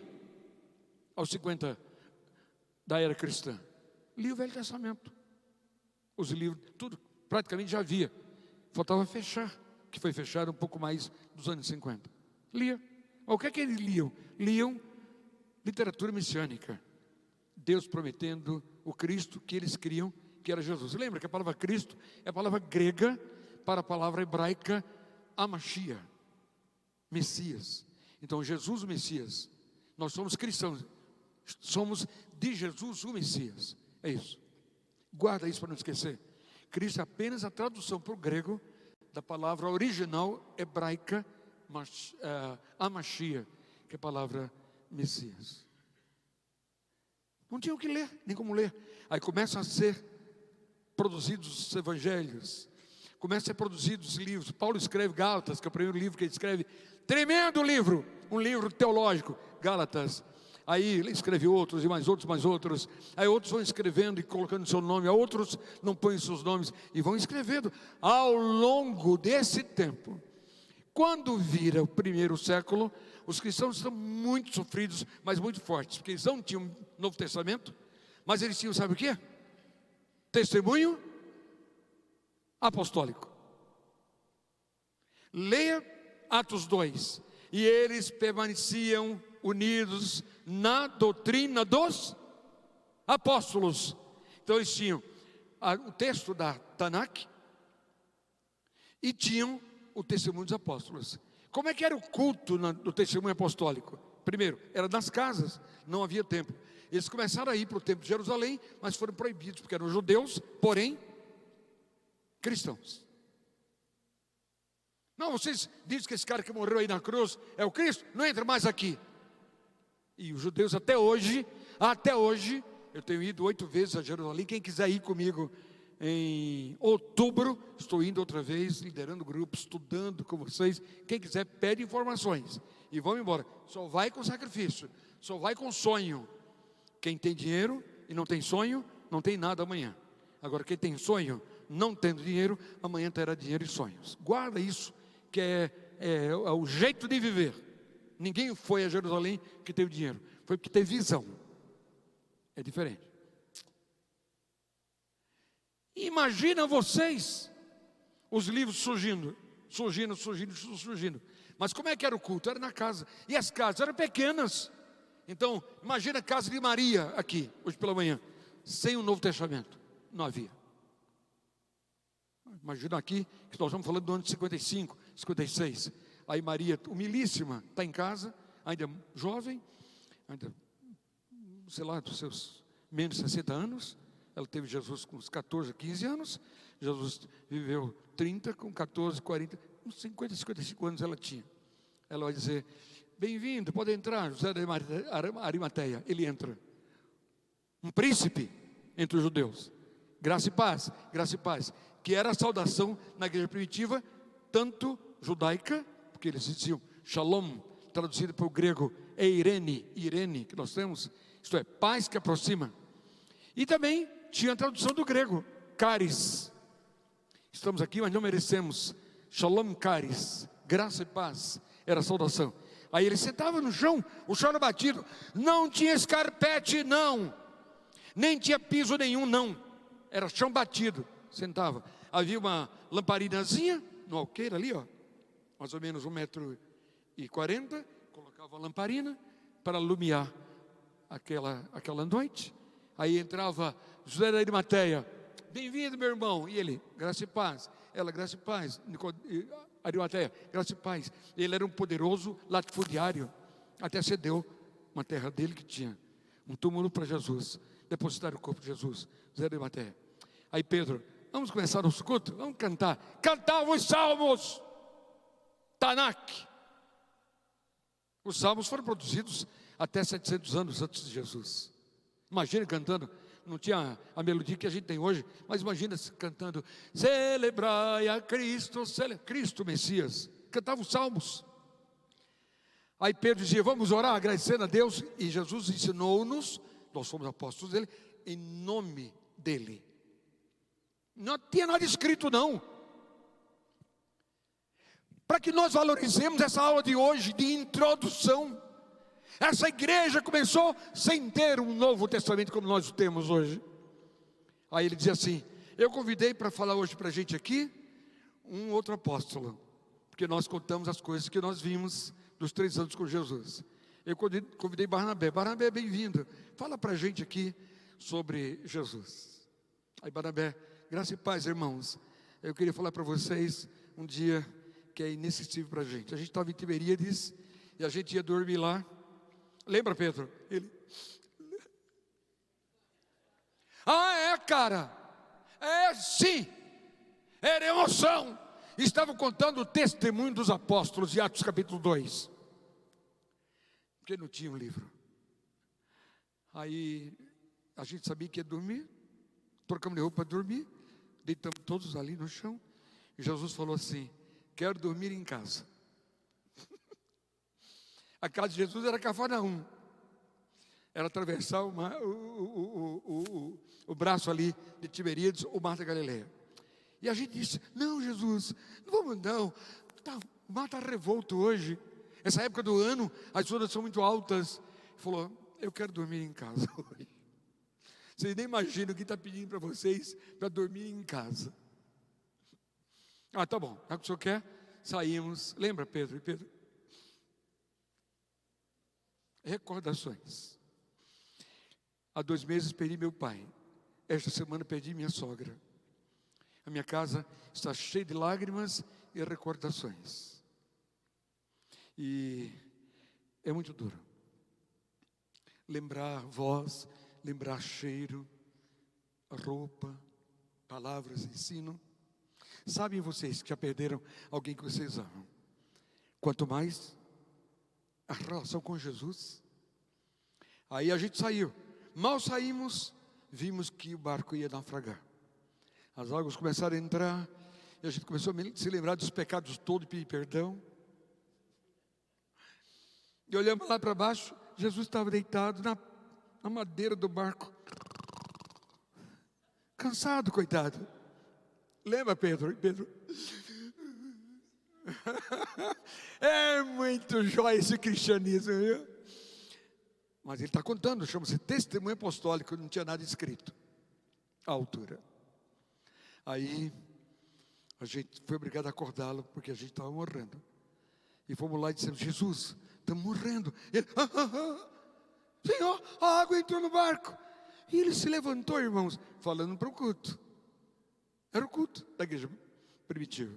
Aí ele se levantou, estava dormindo pesado, limpou os olhos, chegou lá fora, olhou para o ar, para a água e falou assim, ventinhos, vou contar de 1 até 1 e vocês param. Combinado? Eu fiz vocês se lembram, ventinhos? Sem mim, nada do que foi feito se fez. Dê aleluia. Então vou contar. Parem. E a gente ficou olhando para o outro, Pedro. E a gente dizia, quem é esse? Cadê os ventos? Obedecem sua voz. Assim era a igreja primitiva. Vem, essa época já é época, chegando nos anos 60, das perseguições de Nero, pesado em cima da igreja, perseguições de judeus, pesado, porque eram cristãos, era esse clima terrível. Aí Nero morre, vem Domiciano, pesado em cima de João, é Domiciano que manda como imperador João para a ilha de Patmos, pensando que ele ia morrer lá. E o diabo chega para João e diz assim, acabou, meu, que adiantou você seguir a Jesus? Você vai morrer aqui. E quem ia para a Ilha de Patos morria. Eu fui lá uma vez, nunca mais eu quero voltar. É um lugar horrendo, mas como estudante, historiador, eu precisava ir para lá. Fui e lamentei muito imaginar que o homem da estirpe de João haja morrido ali. Mas antes de morrer, o Espírito de Deus, do Cristo ressurreto, diz para ele, Apocalipse 1, verso 1 e 2. Se eu disse para vocês em Êxodo 17, 14, escreve no livro, Moisés, e fala com Josué para ele continuar a escrever.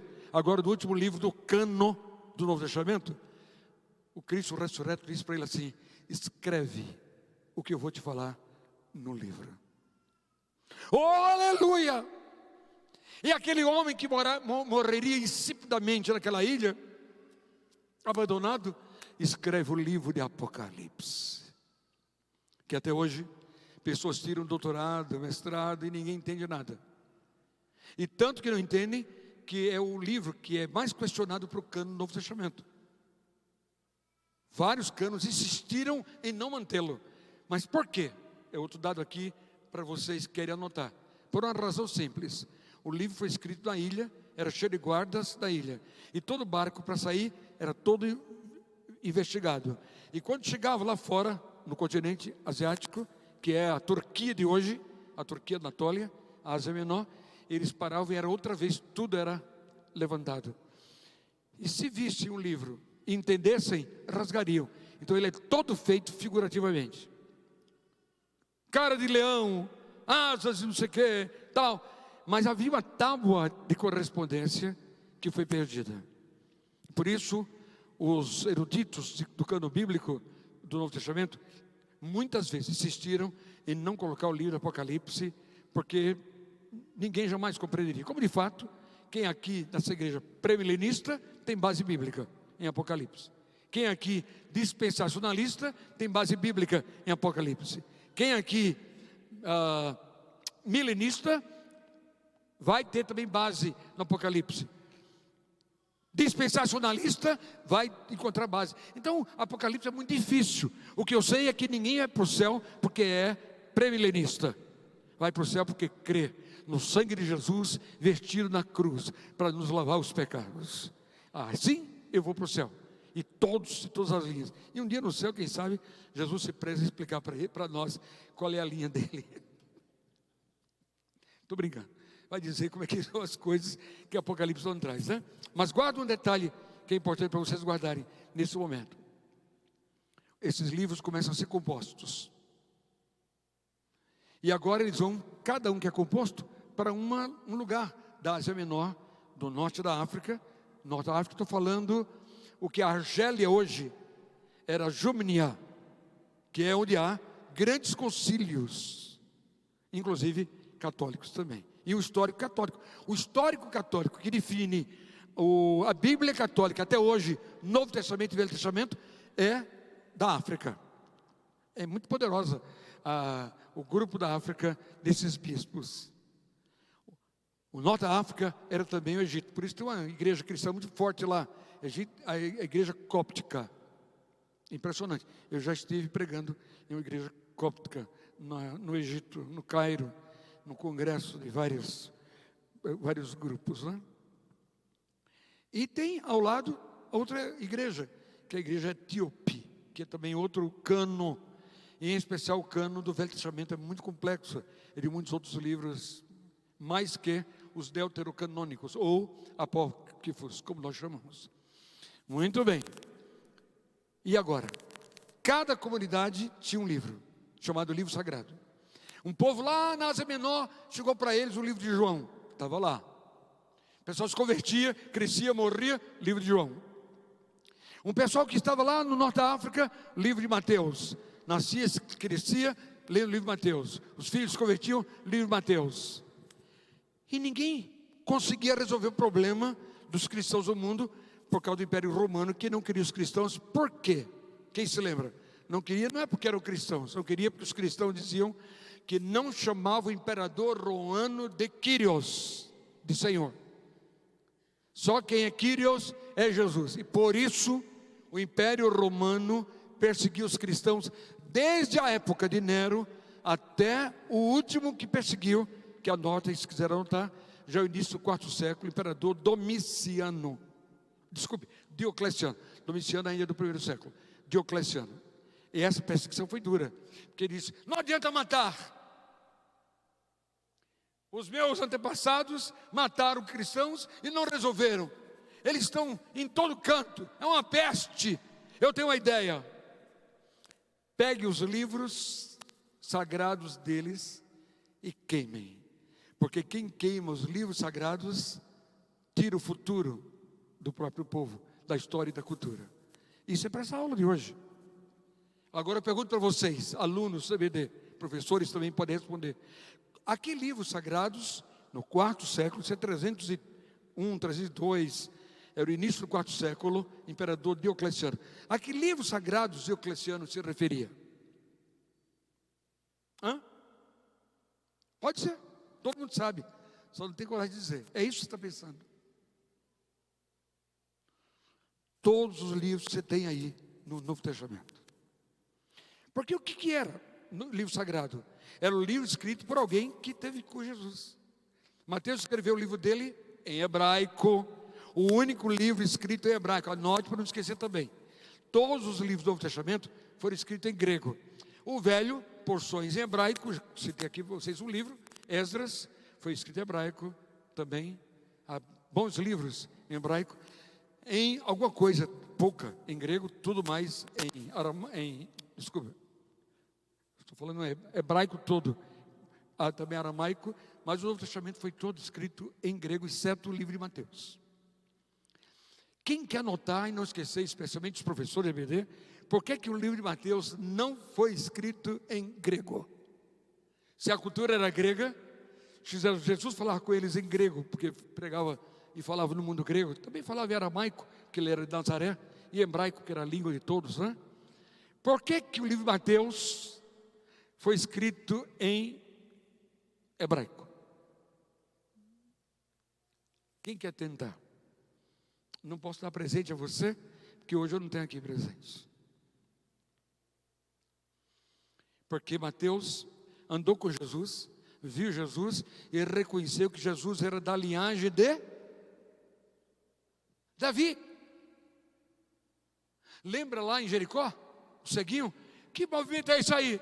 Aí Jesus passando, eu quero falar com Jesus. O pessoal topando, ele falou: Jesus, filho de, tem misericórdia de mim. Sabia-se que Jesus era da linhagem de Davi, e os judeus esperavam o Messias da linhagem de Davi.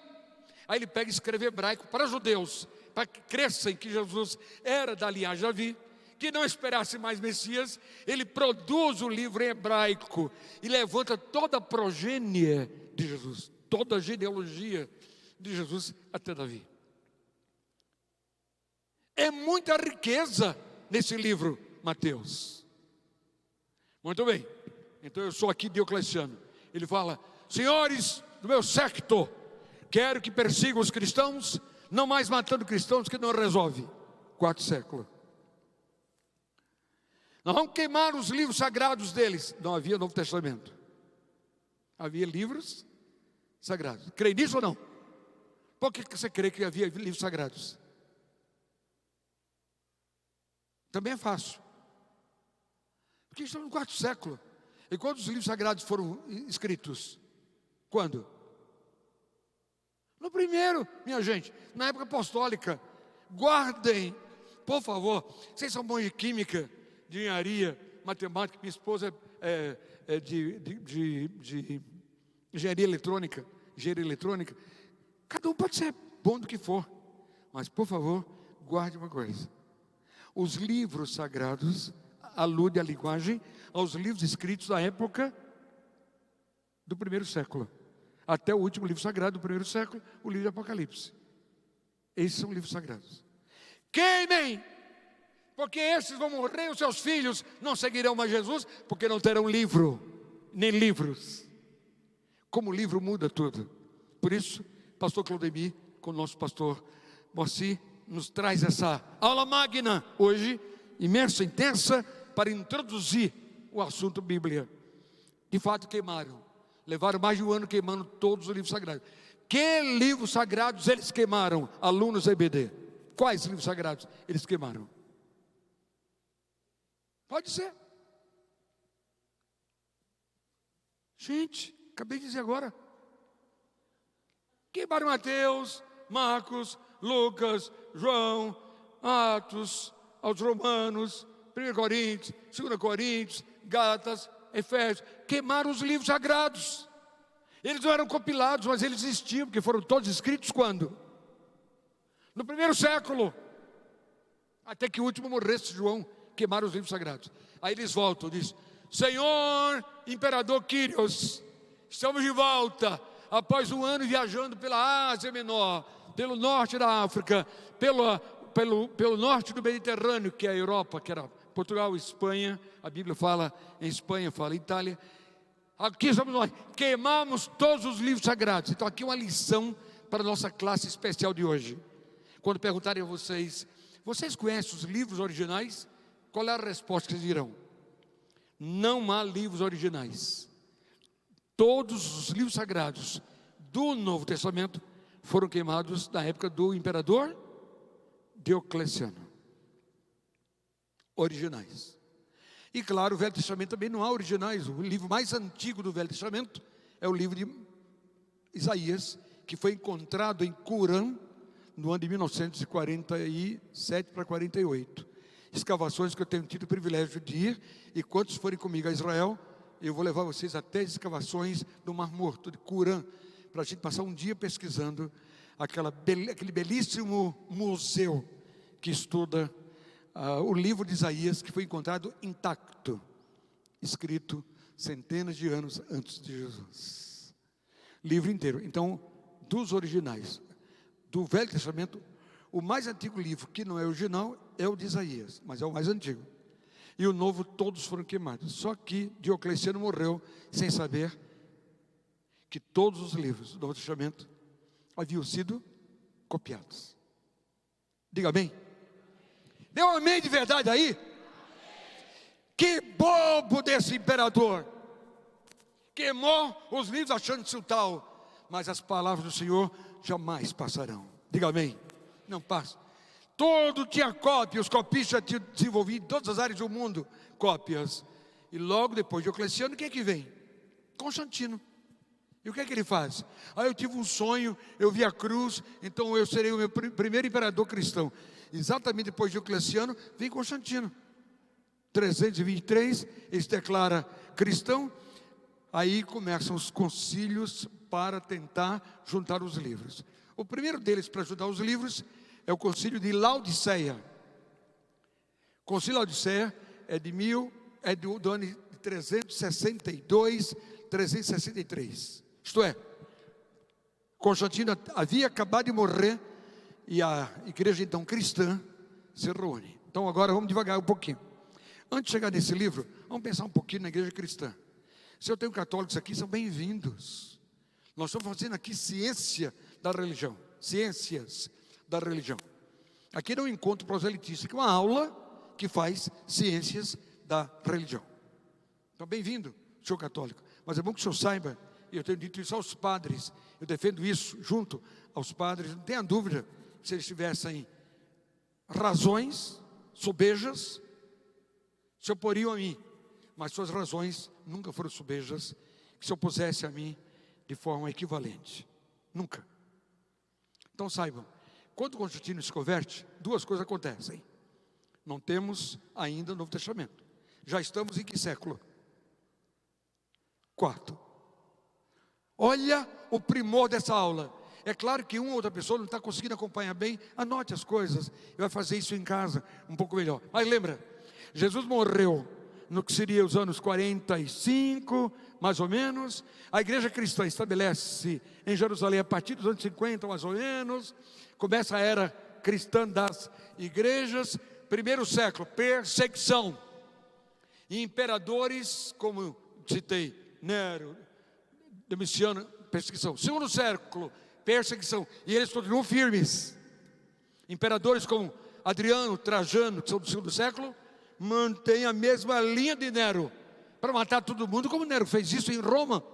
queimou Roma e começou a matar os cristãos do bairro cristão e judeu que ficaram em pé e não se sujeitaram ao fogo de Roma. Dos 14 bairros de Roma, 12 foram queimados, 2 ficaram em pé, um dos judeus, outro de cristãos. Aí ele falou: esse é meu álibi, mandou matar os cristãos, dizendo: eles queimaram Roma. Perseguição gratuita, rude, ininteligente, inconsequente, vulgar, extremamente vulgar e inteligente. Que imperadores vulgares e ininteligentes, para não dizer que eram burros. Eu uso um português um pouquinho melhor: ininteligentes. Terceiro século, perseguição continua sem duas coisas: sem templo e sem livro, a igreja. Primeiro século não houve nem livro oficial, houve livros sagrados e nem templo. Segundo século, nem Novo Testamento e nem templo. Terceiro século, nem Novo Testamento e nem templos, continuavam nas casas. Quarto século, inicia-se com a perseguição de Diocleciano, mas com Constantino você vai ter então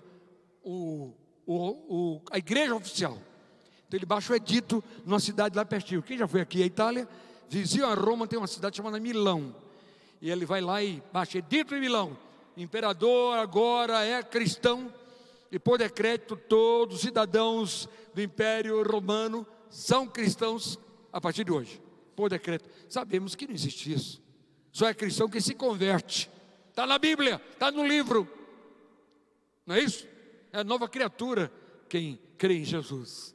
E as coisas velhas passaram porque creu em Jesus, não é decreto não. Então duas coisas acontecem. A primeira coisa que acontece é que ele diz assim: eu quero que demos o nome agora a essa igreja cristã, porque eu sou cristão. Então eles disseram: essa igreja, bispos de 5 lugares, de 3 países, de 3 continentes. Bispo de Roma, representando a Europa; Cartago e Alexandria, representando a África; e o bispo de Antioquia, Jerusalém, representando a Ásia. Os 5 disseram: senhor imperador, essa igreja deverá ser chamada Igreja do Império Romano, do universo do Império, universal, católica. Católica é universal, do universo do Império.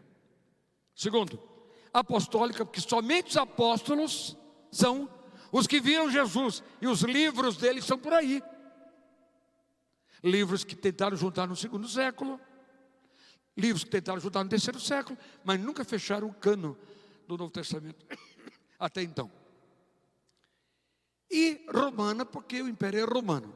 Assim nasceu com Constantino, igreja católica, isso é, do universo do império, apostólica, porque os apóstolos é que falavam de Jesus, romana. Há 2 anos, ou o ano passado, a Igreja da Liberdade me convidou a pregar com o pastor Irlande, e o pastor Fausto, e o pastor Lourenço. Os 4 falam. Não, ela não convidou não, foi apel. Foi apel. Nós pregamos na Liberdade um sermão sobre a reforma, e eu falei: por que a Igreja Católica não é cristã? Porque se para ser cristão é apostólico, os apóstolos ensinaram culto a Maria? Não, então ela não é apostólica. Os apóstolos ensinaram purgatório? Não, então ela não é apostólica. Os apóstolos ensinaram culto aos santos? Não, não é apostólica. Isso aí, até chegar ao século XVI com Lutero, que bate o martelo e diz: essa igreja não é apostólica. Ela saiu da palavra. Por isso surge mais adiante só a Escritura. Volta a Bíblia e só ela, porque ela deixou a Bíblia. Isso aconteceu. Lutero morre, vem o concílio de Laodiceia. Aonde acontece? Na Ásia. Para aquele concílio, para juntar os livros e criar um só livro. Prepararam 362, prepararam um material muito interessante, mas não foram adiante, porque havia muitas brigas. Naquela época, os padres e bispos de Roma estavam brigados com o da África, que chamavam do lado de lá do mar Mediterrâneo, e com os da Ásia. Então ninguém se entendia. Havia concílio só da Ásia, e esse foi da Ásia. Laodiceia, aquela cidade da Bíblia, que a Bíblia diz: tem uma coisa contra vocês, nem são quentes e nem frios, são mornos. Está na Bíblia. Quem sabe por que é isso? Porque Laodiceia está ao lado de uma montanha de águas quentes. Eu fui lá para ver isso, estudar e anotar as coisas. E você sai de lá, os romanos fizeram um canal na pedra que desce, desce, desce, e na gravidade sobe e alimenta e dá água à cidade de Laodiceia. Quando a água sai daqui a céu aberto, ela sai fervendo e vai perdendo a fervura. Quando chega em Laodiceia, chega morna. O Espírito diz: querem uma linguagem que vocês compreendem? Vocês nem são quentes e nem frios. Assim como vocês são daqui, com a água lá de cima, assim são vocês quando ficam em cima do muro. E ficar em cima do muro e a igreja não existe. Aliás, nenhuma igreja do Apocalipse existe mais. Bem, estou caminhando aqui para fechar com você.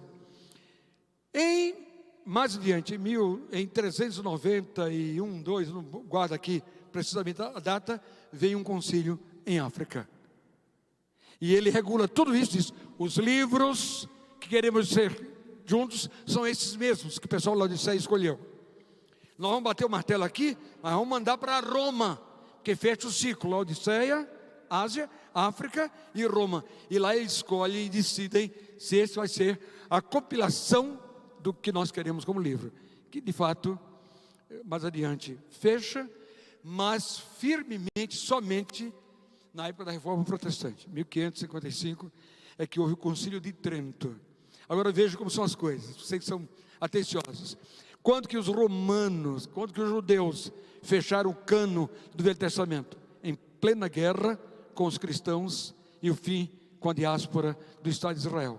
Quando é que os católicos fecham o cano no Novo Testamento? Em plena guerra na Europa com os protestantes, 1500. Aí eles se assentam: não quero saber, vamos fechar aqui, vai ter tal. E aí eles aceitam para o Velho Testamento livros canônicos, livros apócrifos, sem dar a mínima ao texto dos judeus. E aceitam para o Novo Testamento também a dimensão que eles quisessem e queriam dar.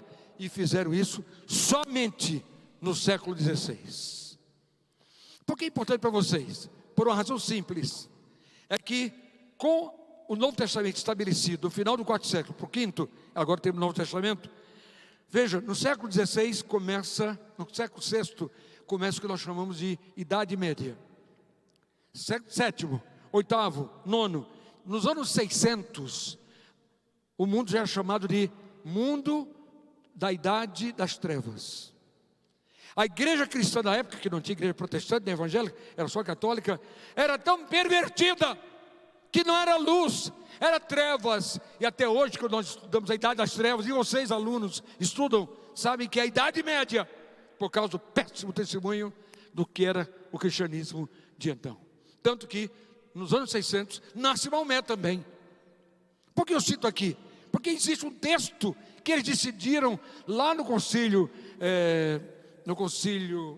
da África, de Júmnia, decidiram que nós iremos lidar com a igreja dessa forma, vamos caminhar como nós queremos, não tem não, mas tem uma coisa: só quem vai interpretar a Bíblia seremos nós, os padres, o clero. Idade das Trevas, ninguém podia ler a Bíblia. Anos 600, nasce Maomé, ele entra num buraco. Os cristãos já tinham Bíblia, já há 200 anos, porque criou-se o Novo Testamento e juntou-se a ele o Velho Testamento, mas ninguém podia ler.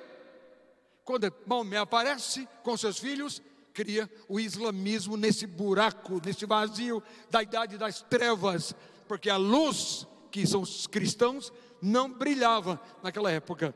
700, 800, começa um clima quente. Ano 900, o pessoal lá da Grécia diz: não queremos ser mais da igreja cristã de Roma.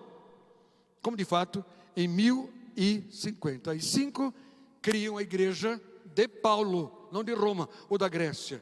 Ficou a igreja católica apostólica romana Petrina, Europa. E a partir de 1055, igreja do Oriente ortodoxa grega paulina. Na Grécia, a igreja cristã, que a maioria, 92%, cercada de muçulmanos, continua cristã, crendo em Jesus, mas seguindo a linha de Paulo. 1100, Idade das Trevas. Aí os portugueses e espanhóis vão para Israel, nos chamados cruzados, e eles dizem: não iremos liberar a Bíblia para que ninguém leia. Esse vazio fez o islamismo crescer, crescer, crescer. E enquanto havia essa independência de Constantinopla, que é a capital ali do mundo grego de então, essa independência, Roma não ajudou mais Constantinopla. Não ajudando mais Constantinopla, o que vai acontecer? Os muçulmanos entram, invadem Constantinopla em 1453, chamada tomada de Constantinopla pelos turcos, que parece que não é muito importante para nós, mas é. Por quê? Porque havia a Bíblia, ninguém dava a mínima. Estou falando em 1453, eu ainda não tenho uma reforma protestante. A Bíblia está escondida. Alguns volumes novos foram criados a pedido do clero católico, mas somente para os padres, para mais ninguém. A Idade das Trevas está numa miséria, numa miséria. Em 1300, em plenos cruzados, vem um homem chamado John Wycliffe, e lá na Inglaterra ele diz: tem de voltar para o Novo Testamento. Esse texto que a gente voltou pelos concílios lá no quarto século, tem de ser lido pelo povo. E se vocês não querem católicos, eu vou traduzir para o inglês. É a primeira vez que é uma tentativa de tradução do inglês, do grego, do hebraico e também latim, porque já havia aí a Vulgata, para outra língua, que era a língua inglesa, que não concluiu, que John Wycliffe morreu sem fazê-lo. Aí passa 100 anos, continua a Idade das Trevas. 1403, assume como professor da Universidade de Praga, Tchecoslováquia ou República Tcheca, um cara chamado John Huss. Aí ele assume, logo em seguida ele é tão brilhante que é agora o reitor da Universidade de Praga. Aí eles dizem: tem a palavra reitor. Ele diz: a minha primeira palavra é: eu sou cristão, mas eu prego o retorno à Bíblia. Temos uma religião sem o livro, tem de voltar para o livro. Eu defendo tudo que John Wycliffe falava há 100 anos na Inglaterra. E foi uma confusão tão grande que a igreja romana mandou chamá-lo para a Alemanha. Chegou na Alemanha, era uma emboscada. Mataram, queimado vivo. Pegaram John Huss, reitor da Universidade de Praga, amarraram na madeira. Naquela manhã acordaram-no, e ele vai sem saber o que é. Amarram na madeira, acende o fogo embaixo, e quando o fogo começa a tocar o corpo dele, ele grita uma frase que foi célebre em todo mundo. Ele disse: hoje vocês matam um ganso, ai, ai, ai. As queimaduras terríveis por causa da volta à Bíblia. Mas amanhã virá um outro que vocês não matarão, um cisne. Ganso, Hass, em alemão, John Huss. Vocês matam um ganso, mas amanhã virá um cisne que vocês não matam. Estava ele ali profetizando a chegada de Lutero. Mais 100 anos, Lutero vem e grita: volta a Bíblia! E depois então criaram sola Escritura, sola Gratia, sola Dio da Glória, sola Fé, enfim, as 5 solas famosas, que não nasce ali, mas nasce: volta a Bíblia, volta ao livro, volta ao livro. Foi a grande pregação de Lutero, nasce a igreja reformada. Com a igreja reformada, surge então essa beleza dos versículos bíblicos, nossos e capítulos como nós temos, fechando nele. Século XVI, nasce uma igreja que era para ser nova, não foi tanto quando deveria, porque logo ali nos anos 500 vem a igreja luterana, que era bíblica, mas foi abrindo mão da Bíblia.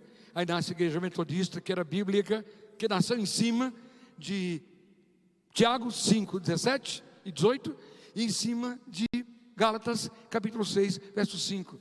Carregai as cargas uns dos outros, em tudo é graça. John Wesley criou então a igreja metodista.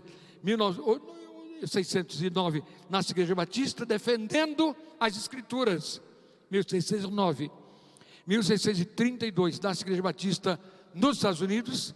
1700 vem os primeiros pregadores do mundo inteiro saindo para a Índia para ensinar a Bíblia conforme os protestantes ensinavam à época. 1871 nasce a igreja batista no Brasil, na cidade de Nova Odessa, aqui pertinho da gente, Estado de São Paulo. 1879 nasce a segunda igreja batista, também no Estado de São Paulo, ali pertinho em Americana. E aí, as igrejas até chegar a esta. Meus irmãos, a introdução bíblica, ela tem que prevalecer dois pilares. O primeiro pilar é: o Velho Testamento surge para guardar a história de um Deus onipotente, onisciente, onipresente, em um monoteísmo clássico e único em todo aquele mundo, de um povo que dizia seguidor de Deus. E Deus diz a Moisés: escreve tudo isso num livro e manda Josué também continuar. Outros jamais escreveram, mas esses textos produziram seus nomes. O Novo Testamento nasce para guardar a história de Jesus. Quem andou com Jesus? Lucas diz: eu, sabendo Jesus, fui procurar quem tinha sido curado. Quero ouvir você. Fui repórter, quero saber. Sou historiador. O que mais? Aonde é o outro? Tem um paralítico, quero ir lá. E tem um cego que mora, fui lá também. Escreve 2 livros, Lucas e Atos, narrando, deixando escrito a história de Jesus. Todos os dois, muito mais adiante, são fechados em seu cânon. E eu tenho a alegria de ver que o nosso cânon, de hoje à noite, de hoje pela manhã, aqui, e de hoje, nesses dias, é um cânon que respeita a história dos judeus, 39 livros. Mesmo que o cânon etíope não respeite, mesmo que o cânon cóptico não respeite, mesmo que o cânon católico não respeite, com os apócrifos, que eu sugiro que você dê em cadeiras especiais, o curso aqui, livros apócrifos, para que ninguém aqui critique o que não conhece. Não diga bobagem. Na Igreja Liberdade nós instituímos todo ano 3 meses de livros apócrifos, para que nosso povo saiba e não critique aquilo que ignora. Minha sugestão a essa beleza do Instituto Bíblico de ensino, fazer o povo cada vez mais esclarecido. E diz a Bíblia que essa palavra é mais cortante que a espada de 2 gumes, penetra separando a alma da medula dos ossos, para corrigir, para redarguir. E quando fui para fechar o cânon, Deus também diz a João: escreve no livro. E aí eu tenho, e você, o livro da escola bíblica, o livro do Instituto Bíblico de Ensino, o livro dos lares, o livro das casas, cuja história é de tremenda honorabilidade, tremenda reputação. Uma história de um escrito de intervalo de 1500 anos, de uma história de 4000 anos. E olha, vão passar todas as coisas, menos a palavra do Senhor.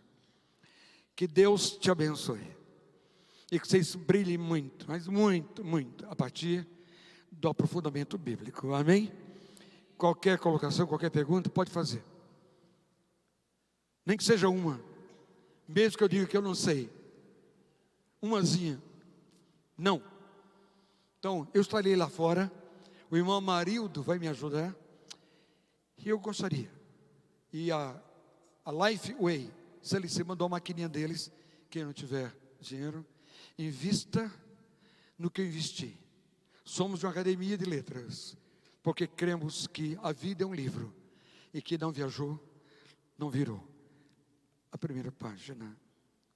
Graças a Deus pela Tanakh, junto do Novo Testamento, fazendo velho e novo, biblos, biblioteca em grego, que é esse livro que você tem. Quem tem a Bíblia aí, levante, por favor. Levanta a Bíblia. Isso.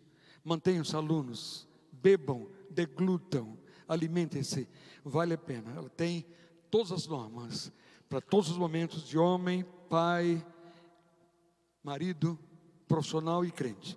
Mulher, mãe, marida, profissional e crente. Filhos, igreja, presente e volta de Jesus.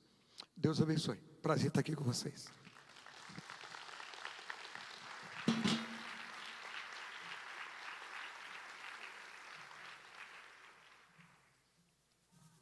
Glória a Deus pela Bíblia. Aqui ele estamos fora. Amém. Que bênção, né? Nós que já estamos acostumados com palestra, com horas